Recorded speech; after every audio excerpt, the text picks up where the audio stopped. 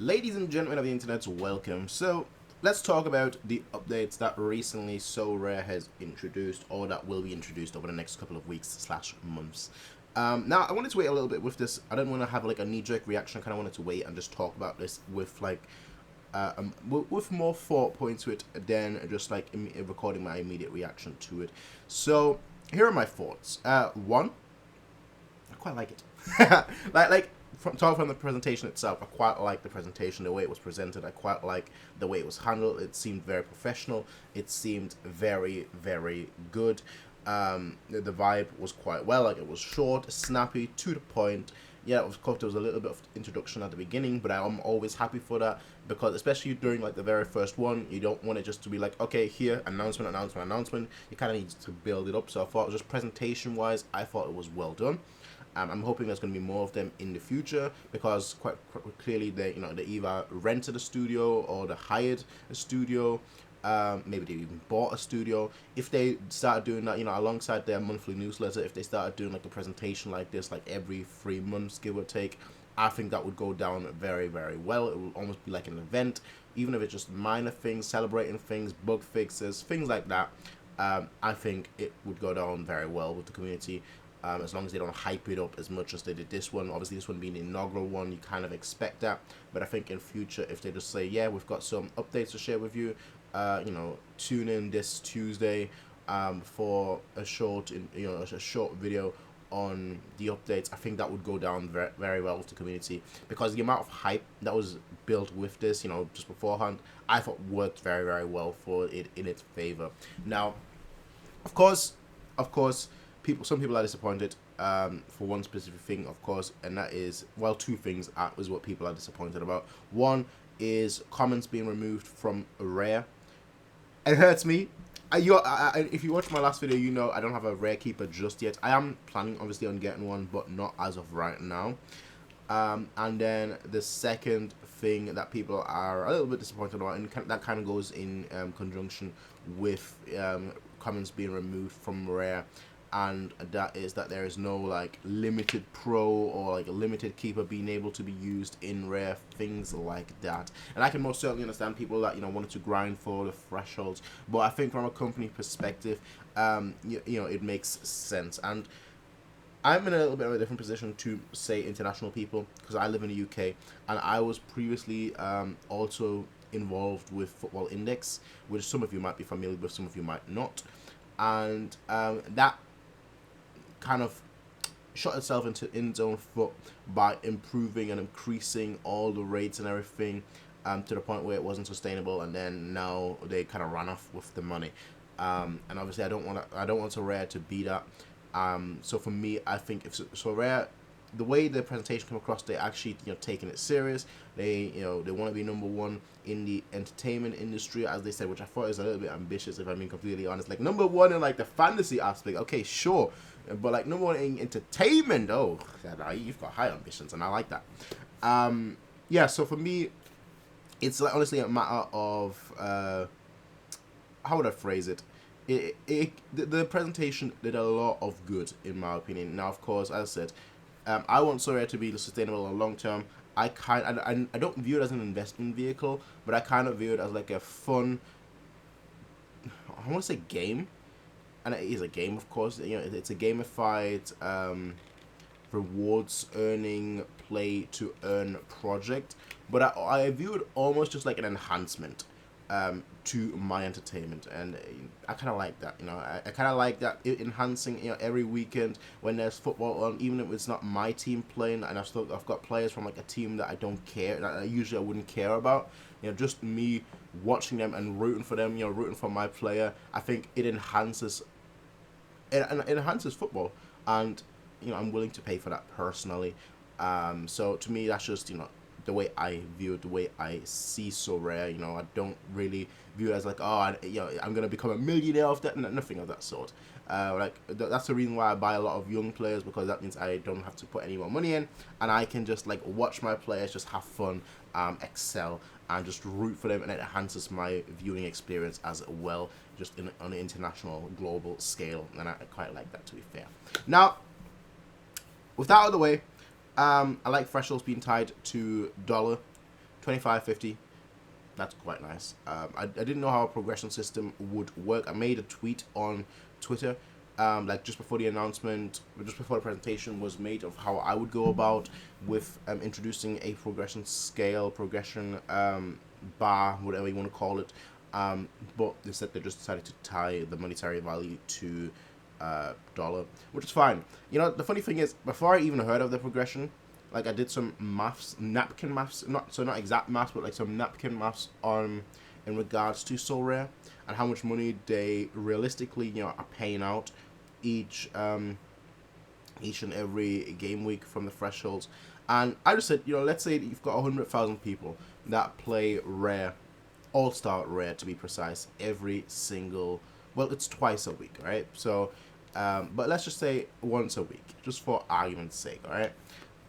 So you're paying out, let's say, roughly speaking, of course, you have about 50%. Is that generous? It doesn't matter. But you've got about 50% of those 100,000 peoples that hit the zero. That's very generous, actually. Now that I think about that, okay, it doesn't matter too much. But the way I was thinking, the way my maths was going, roughly, you know, each and every game week, they pay out around anywhere between like 500,000 and upwards. That's just, you know, it's obviously difficult to say what upwards is, but between like 500,000 and a million every game week. So let's say 2 million a week. Now, that's a lot. That's a lot. But they also make a lot, because most of the prizes that they give out isn't ETH or anything of that sort. It's, as you're very well aware, cards. And they're the ones, you know, cards don't cost them anything, you know. So just from that perspective, I was thinking about it. I was like, yeah, it might not be sustainable if ETH rises to a significant degree, but like in its current state, it works. And then like they come out with the announcement, it's like, you know what, I was right. In a current state, it works. It's sustainable. In the long term, again, if it was tied to ETH, it wouldn't work at all. The card designs that they introduced as well, they look nice.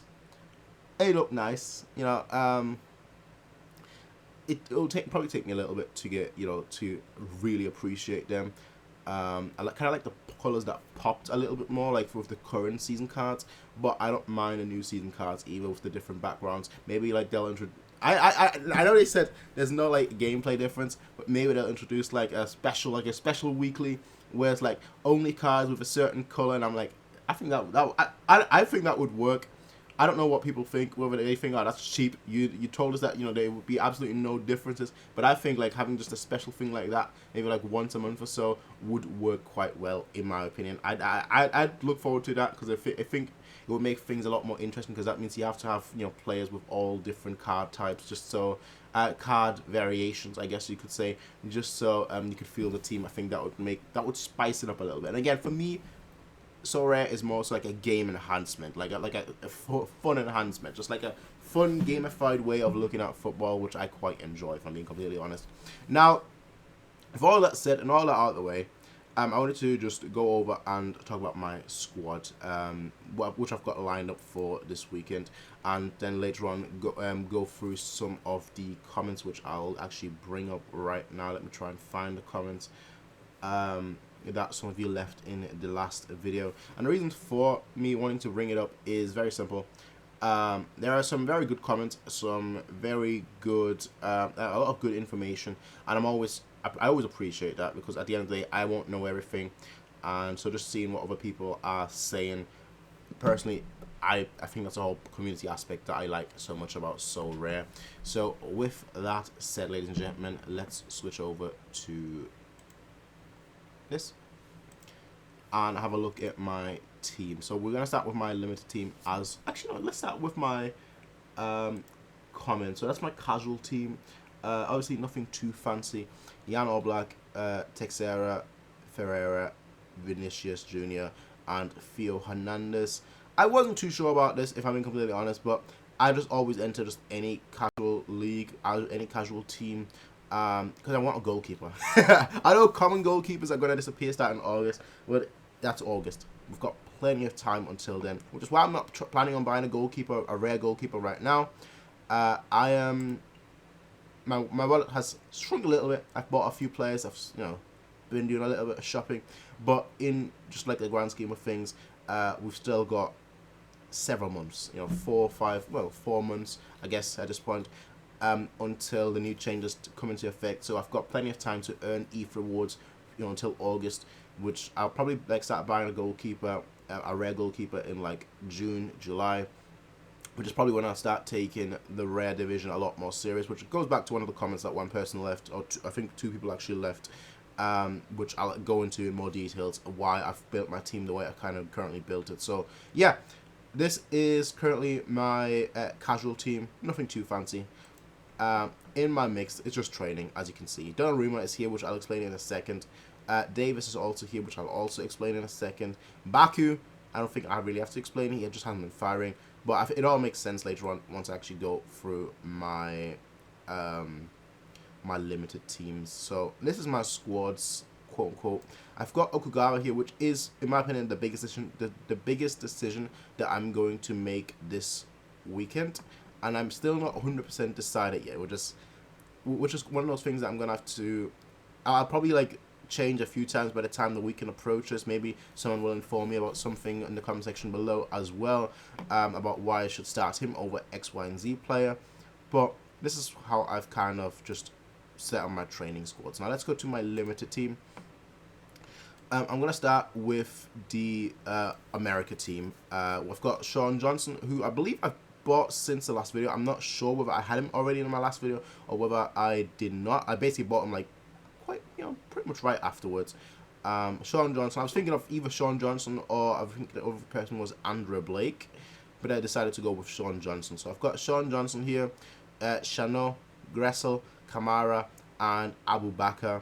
The reason I went with that squad is because I wanted to field an American team, and this is kind of like the introduction to the summer where my American team, and I haven't got an Asia team just yet, but my America team will have to perform. And I thought, let me set out the squad right now. Ola Kamara has been doing really well. His average has been very, very nice. Just looking at it. You look at those numbers. Last 5 average is 59. Last 15 average is 53. He's been doing quite well. Obviously, the last 2 games not so much, but before that, you can see by the numbers that he's performing quite well. You've got Sean Johnson and Maxime Chanot, who are both on the same team, New York City. So if he keeps a clean sheet, that's automatically helping both of them. Gressel. My midfielder of choice, well, not just so much choice, more so I'm forced with him because he's the only midfielder I've got that plays in America. But yeah, last 5 average is 40, but last 15 average is 47. So you could say he's currently going through a slump, which is fine. You can always play yourself out of a slump, so I'm not too fussed about that. Last season, apparently, he was a very good scorer. I think I bought him just because I needed a player for like my training team, and then it turns out he actually is a performer. Wow. But I think it makes sense why Ola Kamara is my captain. He's obviously he's the best scorer as of right now. And you've got Lalas, who I also don't know why I bought. It might have been because of AFCON, because I thought he'd play in AFCON and then didn't. I think that might be why. But he's performing quite decently. So last 5 is 47, last 15 is 46. So nothing I can complain about. So that's my America team. As I said, kind of like forced because I don't have anyone else to really play. But it do be like that sometimes. Then my champion Euro team. I bought Peter Golashi yesterday. Yesterday, not today. Yesterday. Because I wanted the champion Europe team. That's basically what it boiled down to. And Donnarumma, which is why he's in training. Obviously, he isn't 100% starter, and I really want, as I said before, I've got about 9 games left with Kimmich at minimum. 9 games left. Obviously, there might be more, there might be less, depending on how the Champions League goes. But I've got 9 games left with Kimmich, so I want my champion Europe team. I want to use Kimmich as much as possible to win as many prizes as possible until the end of the season, which is why I decided to buy myself a champion goalkeeper so that I could compete solidly in this division without the risk of Donnarumma not playing or playing. And I thought Peter Golashi, Gvardiol, I've got Simakan as well. You could say I'm building a little Leipzig stack, which I might very well be, as I said before, Bayern stack and maybe a Leipzig stack. But, you know, it depends how things go, of course. But I've got Peter Gulashi.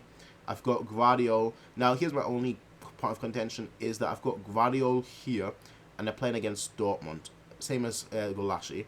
And I've got Haaland in the same team. So I don't like having players that play against each other in the same lineup. But the issue is that I don't have a striker for Champion Europe because Florian Wirtz is obviously injured until November roughly. So I have to kind of compromise here. And I'm not buying another defender, Champion Europe defender, although I am considering Schlotterbeck, which again, you can clearly see I'm very Bundesliga focused because obviously that's the league that I watch the most. But yeah, that's my lineup. A little bit of conflict of interest. But Guardiola, he is an AA monster, so even if he doesn't get the clean sheet, he is an AA monster. And Gulashi, you know, if Dortmund has like 10 shots, okay, maybe they'll score 1 or 2. But you know, if he saves the other 8, 9 shots, hey, I'm here for it, you know. So a little bit of a gamble, but it's the best I can do, unfortunately. Kimmich, I don't think that needs any introduction. The only thing with Kimmich is his child. I think it's like his third kid is about to be born, and that's why he didn't play for Germany during this international break. And as far as I'm aware, the child hasn't been born yet, so it may turn out to be like where, you know, the day is like, you know, on Saturday or something, and then that will obviously ruin my lineup. But let's hope. That's all I can say. Let's hope that, you know, it gets born on like Monday or something. That's my hope, right? That's my hope. I hope that doesn't like ruin my lineup. Obviously, hope everything goes well there. And I've got Chouameni here, who did very well for France, of course, as he usually he does well typically when he plays, not for France specifically, but just in general. And I decided to put him here because he is I would consider him a guaranteed starter, so I kind of wanted him to be here in that squad, which then in return kind of messes a little bit with my under-23 team. My under-23 team is a gamble.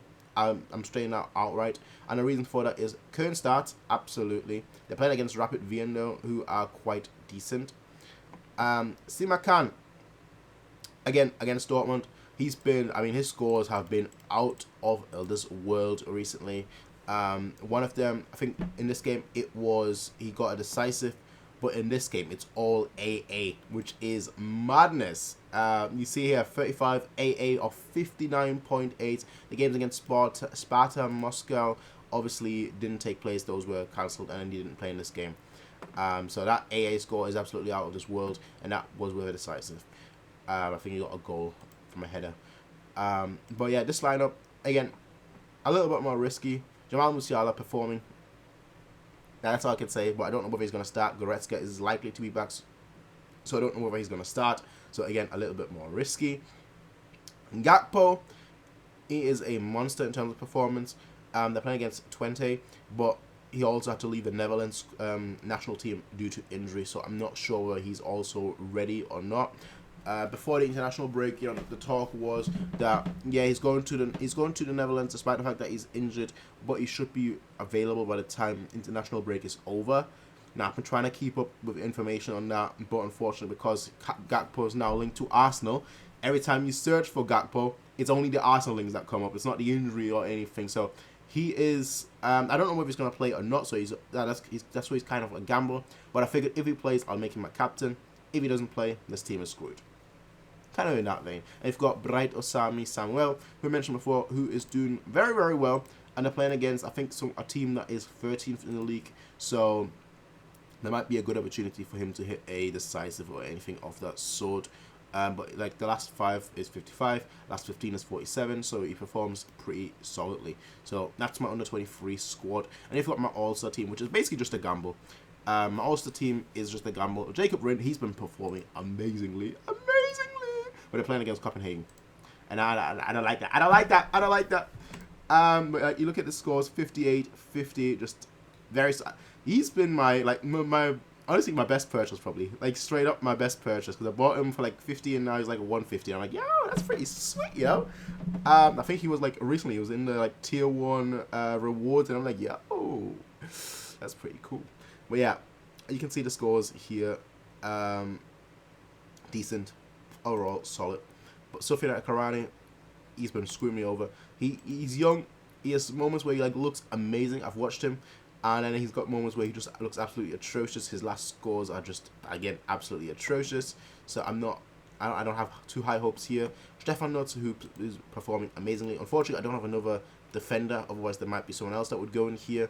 But like Stefan, well, that's not good. Stefan Nutz, his scores are great. As you can see here, very good scores. Leon Reinders performed a little when I bought him, and then since then he's like kind of in and out of the team. PSC Swallow is getting relegated anyway, but you know that's just unfortunate. I can't depend on him playing or not. And I've got Faikal Fajir, who is a solid, very solid performer. Obviously you can't see it right here, but like he typically gets around like 50 to 60s ish. So I know it doesn't look that good on here, but he is a very solid performer. So that's why he's my captain as well. So those are my teams, my limited teams, and then last but not least, my rare teams. I've got Courtois, who played against Celta Vigo. He's basically always my go-to keeper. I know he's like the 2020, 2021 team card, but he's the best keeper that I have, honestly. He's the best performing keeper that I have. That's a common. I've got Ducent. Basically, my go-to defender, honestly. I know 60s, 53, 17. He got a red card in that one, I believe, and then 49. He's generally like a very solid performer. I very much like having him in the team, and there's like 2 games left in Belgium, so I want to use him to the best of his ability. Marco Ilha Marita, also 2 games left in Belgium. His scores haven't been that great recently. Generally, he is a very good performer, but his scores just haven't been that great recently. And the argument could be made that I should be using Okugawa here, but Marco Ilha Marita is a very he's like an AA guy, whereas Okugawa is very much a decisive kind of guy. So his AA isn't that good, but his decisive, he's more likely to get a decisive because he really plays more like a forward. That isn't the case with Ilha Marita. I can rely on him having more a better overall game and getting better overall points, if that makes sense. Kevin Volland, he's been my worst buy. I bought him and then he didn't perform for the longest, and then since then you can kind of see that like his scores are going up a little bit. So they're playing against Metz. I'm hoping he's going to perform for me. Basically, the one time I didn't have him in my lineup against PSG, he scores, of course. But I've just decided, he's going to stay in my squad now forever. I'm not taking him out. He's my most expensive rare card, and he's the one that immediately didn't perform. But I'm a patient person. I'm not selling him, especially not for that big of a loss. And you know what? Hopefully he performs for me. That's all I can say. Shino, I bought him since the last video. Saw him for a pretty decent price. Obviously, as I said, he doesn't play 2 games. One person actually informed me of why that is, which is fine. But I bought him, and the argument is I should probably maybe put Okugawa in here instead of Shano. I decided with Shano. So that's my squad as of right now, my rare team, and obviously the goal isn't to win a card, because I mean I could, with the right scores you could always win a card, but this is just a threshold team. Which, speaking of threshold teams, I want to talk about some of the comments that some of you lot left, just to kind of talk about why I'm not going all in rares and so on and so forth. So let's tackle those comments in general. So Jonathan B said, "Nice video, lad. Appreciate that, mate." And then you've got Hudson Sin, who left a little bit of a paragraph, which I always like reading. I'm gonna lie, I always like reading. So he said, "I started last year March time too. Stuck to rares myself, but made most of my profit from buying and selling. Dabbled in limiteds when they came out, but sold too early, and a recent boom has seen the prices skyrocket as well. If I built a limited gallery the way you've done it, it is pretty much how I would go about it. Sorare SF5 works better from top down anyway. Have a good team and grind out rewards, which then have 0 cost basis for you, and you can sell into the market when you choose." I very much agree with that, which is why, and for me especially, if you notice my limited teams, I mean, some cards I just buy because I need a squad or something, or like I was one player short for, training, or I didn't, I started and I was like, I just need players to play. you know. And then you've got other teams which like I'm more deliberate with. So I've got Peter Kern. I bought in over 23. He won't be on 23 next season, but that's what I've got Donnarumma. Sima Khan, again, I bought deliberately. I bought all these players deliberately. Obviously, I did not bright Osai Samuel, who I won as a reward, but I quite like. And obviously, one of my first purchases was Erling Haaland as well as Jamal Musiala. So you can kind of tell that I buy young players deliberately, like young premium players that like I can have for years. That's why even when Wirtz got injured, I didn't sell him out immediately and bought someone else. Yes, you know, his price is now half the price, and I could get another player, and then like hopefully, you know, in 5, 6, 7, 8 months, you know, I could recoup that loss by playing someone else that can then help me win rewards. But I buy these players because I'm planning on holding onto them, and then like eventually, I'm planning on selling them. But like I'm here to like just win rewards at the moment, and sell those rewards to then maybe upgrade, you know, to better squads or whatnot. But that's kind of my thought process, and that's why that comment resonates quite well with me. Then he says, last thing, New York City FC got a new defender, which obviously applies to Maxime Chanot. Got a new defender from the J League, which is why you see Chanot being rotated. Though there's loads of good AA centre-backs you can pick up. Maybe look at Brazil, as that's actually quite a low-scoring league. Those consistent 10 AA points would be nice. Yeah. I didn't even know that until recently. Like I was watching a podcast or something, or listening to something, where they mentioned that Brazil actually is a very low score. You know, not what I would think. I would think Brazilian football, okay, very high scoring, but no, Brazil is actually a low scoring league. Again, I've had Chino this one for a while, so it is what it is. And then for Rare, I bought him before I saw your comment, which again, I probably should have done the research, but I don't really mind too much. Like being rotated isn't the end of the world for me. I kind of want quality players, like players that when they play, they produce, alongside, you know, players that generally start every week. So like once they, you know, if they play and they produce, then we can go for like a higher score. And again, this rare team that I've got isn't the end all be all. We're obviously improving on that. As of right now, I think until like the new season starts, the new European season starts, so in August, I'm just gonna have this as a threshold, and hopefully by then I'll have won enough cards and rewards and whatnot, and maybe hit a few podiums. Maybe, I don't know. But hopefully by then I'll have hit, you know, enough rewards and cards and so on and so forth to where I'll then take rare very serious, you know. But that still is a little bit further away, and I don't want to rush that, especially not with like the goalkeeper prices rising and everything after the announcement. So I'm patient. I'm not like, I don't have FOMO. Oh, some may say I do have FOMO because, you know, again, I bought Peter Galassi. Literally just, I was like, I need a goalkeeper, so I just bought one, which is a bad habit of mine. Like when I want something, I just go for it without like thinking the long-term repercussions. But like, yeah, you know, I'm very patient when it comes to like making the upgrade to rare. But thank you for the comment, Hudson Sin. And then last but not least, Roland Richard wrote, "Hi mate, I would use Samarkand instead of Fenerlat for the under 23. So, well, initially my squad included both Guardiola, Haaland, and Chouameni. So basically just the Martin Kuhn, Guardiola, Simakan, Haaland, and Chouameni as my under 23 squad. Now that is the reason why I said that is because I didn't have a goalkeeper for Champion Europe, which it kind of goes into. You can't really put together a Champion Europe side because of the uncertainties around Donnarumma, which is what I fixed, and I fully agree with that comment. Donnarumma I bought for next season because Philip Kern, he was my under 23 goalkeeper for this season. Donnarumma will be for next season. I'm expecting him to start. If he doesn't, it was a gamble that failed, but I still decided to go with Donnarumma. I thought they'd make the World Cup as well. So much for that. But, you know, that's kind of just my thoughts and my views on the whole matter. But yeah, now that's why kind of like my focus this week is on Champion Europe, with the uncertainty of Gakpo, and then like next week, once, you know, Gakpo is hopefully fully fit, we'll be going all out on the under 23 as well as the Champion Europe. But just for this week, it's a little bit more of a focus on Champion Europe. Of course, the under 23 can still win if Gakpo does play. And Musiala, I think, as well, because he has a little bit of doubt about him as well.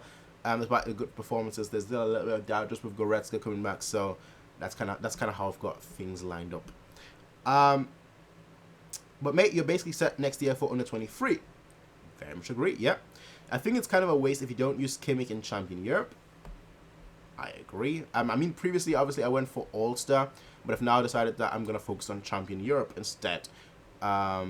Because All-Star I like, because my squad is very much like Champion and Challenger Europe, and so it really helps me when I don't have the players for X, Y, and Z, you know, teams and squads and whatnot. But I do have players for Champion.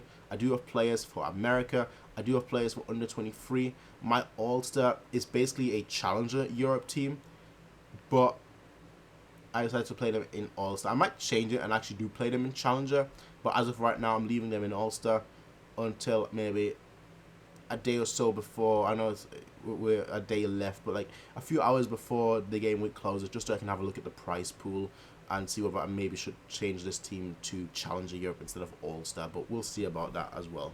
That's a last minute decision basically, just to see the prize pools and like which, you know, has better prizes comparatively for this game week 258. I think it's kind of a waste if you don't use Kimmich in Champion Europe. I really like your limited mates, but with your budget, I would go for one strong rare team as well with a rare goalie. It would pay off in the long run. Great gallery, but it could be summer, the perfect time to move up to rares, mate, and keep one really strong under 23 and maybe a Champion Europe limited. Yeah, this was I saw this comment on the way to the on the bus when it was written 2 days ago, and I was just thinking to myself, I agree. With my budget, I probably should have gone for a rare team, but for me, the issue also is I want to have these many players. Like I want to have a lot of players.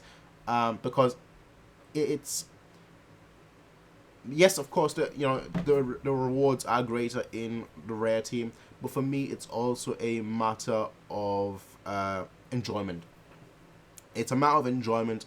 I want to go into the weekends, basically Friday, Saturday, Sunday, maybe even Monday, and just be like, there's a game on. My players are playing. I've got so many players that I can watch. You know, if I want to watch this game, I know I've got X, Y, and Z player in here that I can watch and like you'll be excited about. So if I were to like make the upgrade to rare and like sell my cards to do that, or would have done that initially, then I would have maybe had like one strong team, maybe two, and the issue would be that like I wouldn't have that many players to follow.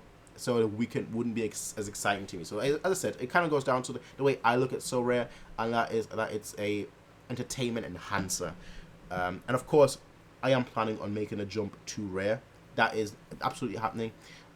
It's just that's gonna take some time to make that step. I'll have to think of like a strong team that I want to build for next season, which might end up just being like a Bayern stack. With the exception, of course, of a few players, maybe like I'll have a goalkeeper that isn't a Bayern keeper or whatnot. But it's difficult for me to make that jump confidently. With limiteds, I'm a lot more confident with the players that I buy. Gakpo, for example, who was quite expensive. Chouameni, because I like these players. I've watched them.